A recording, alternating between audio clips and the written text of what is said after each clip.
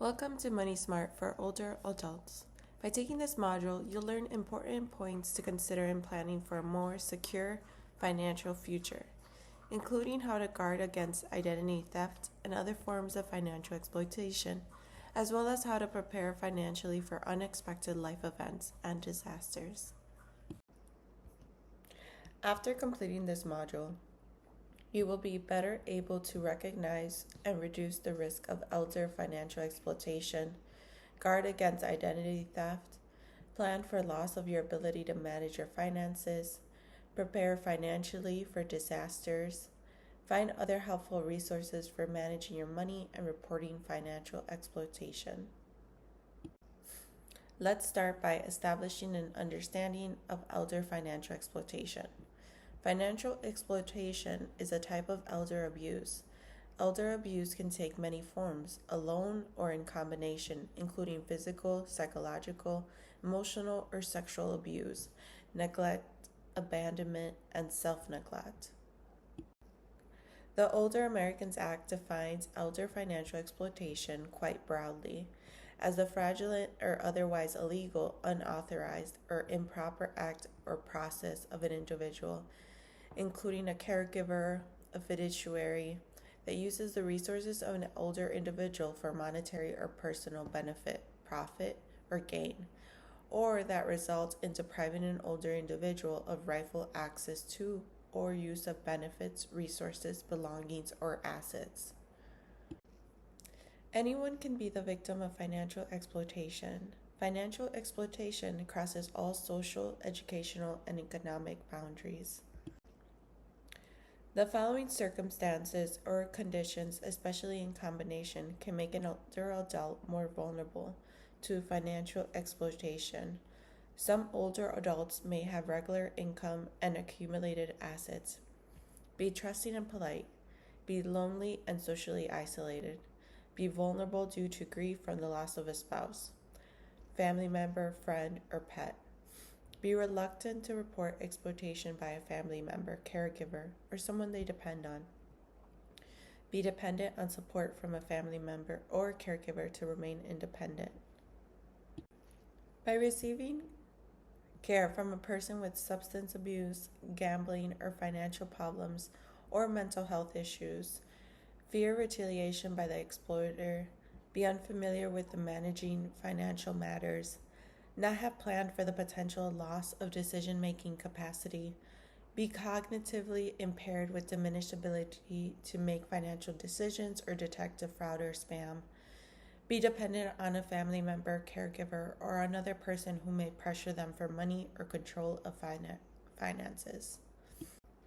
Exploitation by an agent under a power of attorney or person in another type of fiduciary relationship, theft of money or property, often by a family member, caregiver, or in-home helper, investment fraud and scams, including deceptive free lunch seminars, selling unnecessary or fraudulent financial services or products, lottery and sweepstakes scams.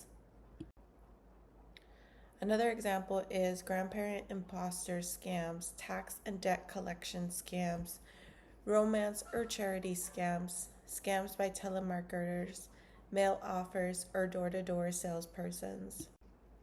Computer and internet scams, identity theft, reverse mortgage fraud, contractor fraud, and home improvement scams. Perpetrators of financial exploitation can be family members, caregivers, friends, neighbors, acquaintances, agents under a power of attorney, or others with legal authority to manage your money or property. Romance scammers, telephone and mail scammers, fraudulent debt collectors, financial advisors, internet scammers, home repair contractors, Medicare scam operators, other people known or unknown to the other adult. Why don't older adults report exploitation?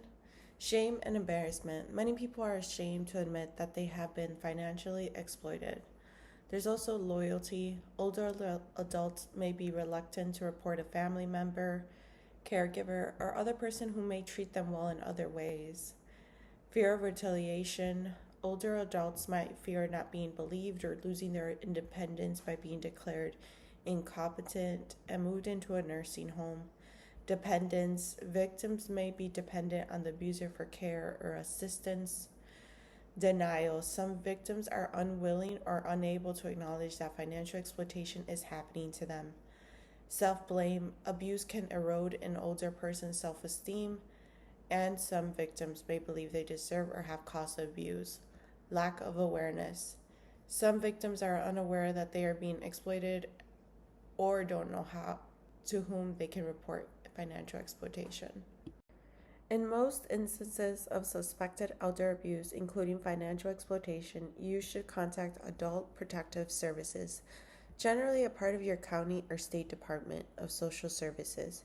You can find information about reaching your local Adult Protective Services office at the Elder Care locator at eldercare.acl.gov, a public service provided by the U.S. Administration for Community Living, or by calling 1-800-677-1116.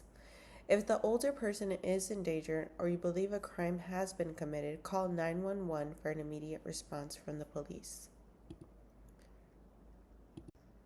For cases of identity theft, contact your local police and the Federal Trade Commission at 877-438-4338 or identitytheft.gov.